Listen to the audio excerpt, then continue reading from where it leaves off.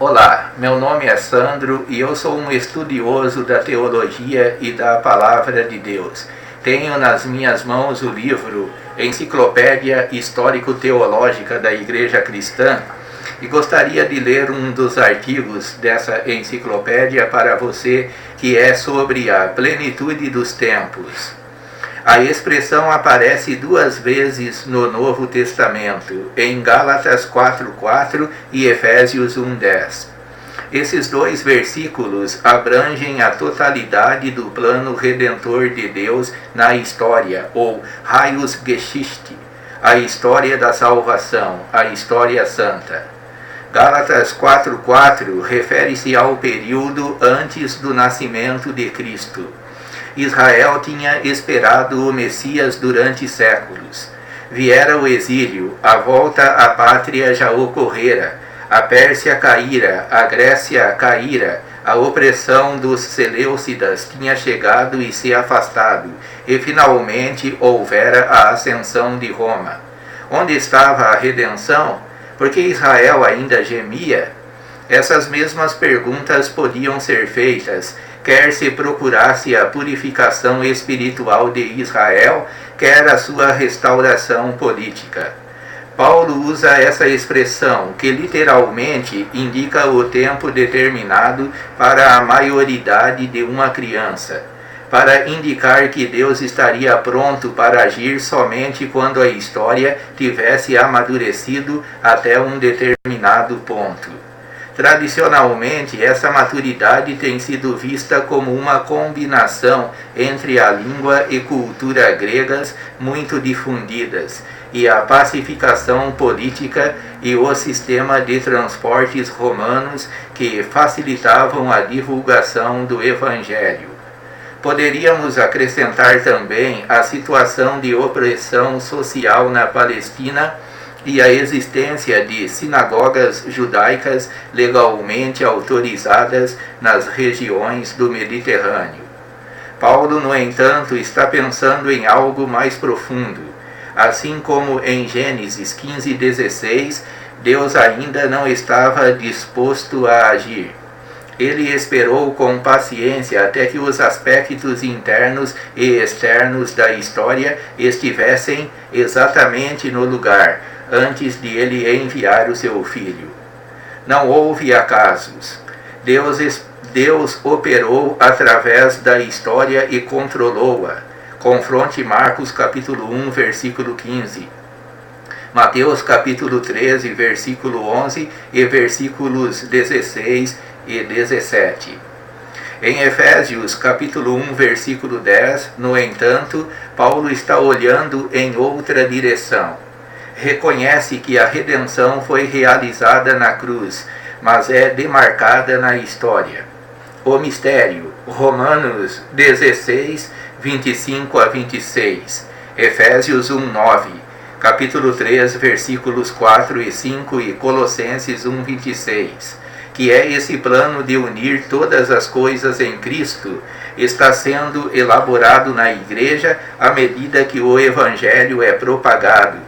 As pessoas são reunidas a Cristo e o Evangelho transforma a situação social do mundo. Mas Paulo estava profundamente consciente de que o já do antegozo, que ele via acontecendo, mesmo no seu ministério, estava combinado com o ainda não da rejeição e da frustração interminável ao seu redor.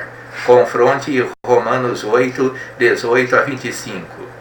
O resultado não era o desespero, mas o reconhecimento de que Deus também tem um tempo quando essa época chegará ao pleno amadurecimento ou maturidade, e seu plano ou propósito é a revelação de Jesus Cristo como cabeça de todas as coisas, posição que ele detém potencialmente desde a ascensão, mas que se concretizará somente na sua parúcia, segunda vinda.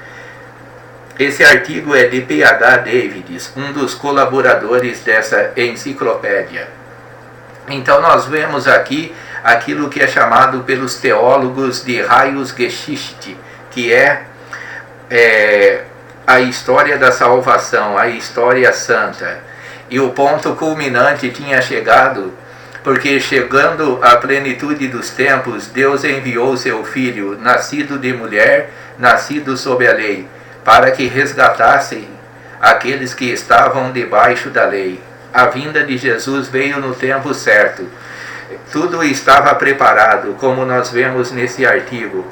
Uma língua praticamente universal estava ali instalada, que era a língua grega. O helenismo também ajudou muito na divulgação do Evangelho, visto que os judeus tinham a Septuaginta, a tradução grega do Antigo Testamento. E geralmente as citações que temos nos Evangelhos sobre o Antigo Testamento são extraídas da Septuaginta, salvo algumas exceções. Então tudo estava posto para que Jesus entrasse na história. E em Belém de Judá, numa simples manjedoura, nasceu Jesus, da descendência de Davi. Nasceu da descendência de Davi segundo a carne, mas foi feito Filho de Deus pelo Espírito Eterno. Então Jesus, ele nasceu e ele se uniu à natureza humana. E assim ele se tornou teantrópico, ou seja, Deus e homem ao mesmo tempo, para que pudesse remir a humanidade perdida dos seus pecados.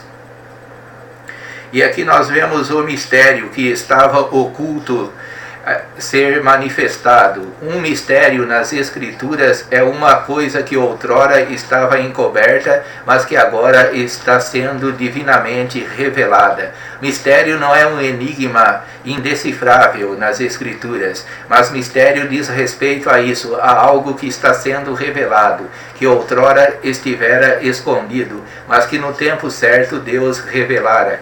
E a vinda de Jesus era um mistério, a encarnação era um mistério surpreendente, mas que aconteceu para que Jesus provasse da natureza humana e ele cumprisse, recapitulasse em si tudo aquilo que Adão perdeu, tudo aquilo que Adão não conseguiu, Jesus conseguiu. Inclusive, Jesus foi totalmente vitorioso. A vida de Jesus é uma recapitulação. Jesus é o Israel ideal. Aquilo que Israel não conseguiu fazer, Jesus conseguiu fazer. Aquilo que os profetas anunciaram, em Jesus se cumpriram. E chegando à plenitude dos tempos, a pleroma, Jesus veio, um estado completo. Plenitude vem do grego pleroma, que significa estado completo. Algo preenchido totalmente. Então tudo estava no lugar. As estradas romanas contribuíam também para a divulgação do Evangelho. A Pax Romana, que tolerava o judaísmo e existia uma paz, ainda que superficial, também ajudou na divulgação do Evangelho. E Jesus nasceu. Jesus nasceu numa época em que os judeus tinham a esperança messiânica. Mas eles tinham uma esperança de um Messias guerreiro, de um Messias que viria como o rei Davi para destruir os inimigos de Israel e instaurar o reino. Mas esse reino que Jesus instaurou quando ele chegou era um reino espiritual. E Jesus não veio para destruir as almas dos homens, mas para salvá-las. Então Israel não entendeu o propósito da vinda de Jesus Cristo, por isso o rejeitou. Mas nem todos os israelitas rejeitaram a Jesus Cristo, visto que Paulo era um israelita, os apóstolos também. Os apóstolos, sendo judeus, mostraram que nem todos os israelitas rejeitaram a Cristo. Muitos aceitaram o Senhor Jesus como seu Salvador, e assim a Raios Geschichte prosseguia e prossegue, e prosseguirá até o escatom, quando todas as coisas estiverem debaixo do senhorio de Cristo, no final de todas as coisas. O escatom indica o final de todas as coisas, quando todas as coisas serão colocadas sob a gerência de Cristo, e Cristo como sendo o cabeça de todas as coisas. É isso que lemos aqui também. Por enquanto nós temos o antigozo do já, mas ainda esse já não está combinado com o ainda não.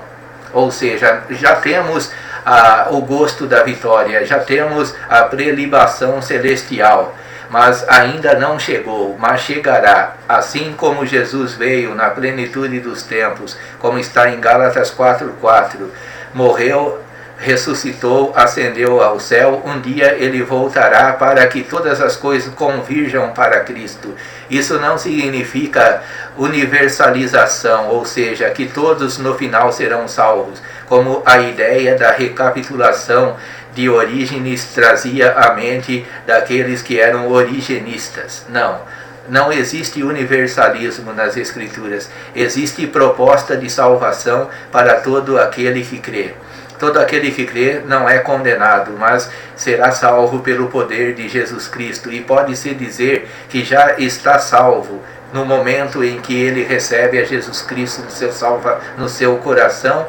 O seu nome já está escrito no livro da vida e ele já faz parte dessa alegria que começou com os pastores em Belém, que essa alegria que os magos do Oriente experimentaram e que os pobres da terra têm experimentado. Jesus Cristo é, como diz aquela música clássica, a alegria dos homens. E a alegria plena só se encontra em Jesus Cristo, porque nele habita toda a plenitude da divindade, todo o pleroma. Deus abençoe você. Se em algum ponto aqui não fui compreendido, procure meditar nas partes boas. Procure meditar naquilo que pode elevar a tua alma, pois só em Jesus há alegria perpétua e salvação plena. Amém.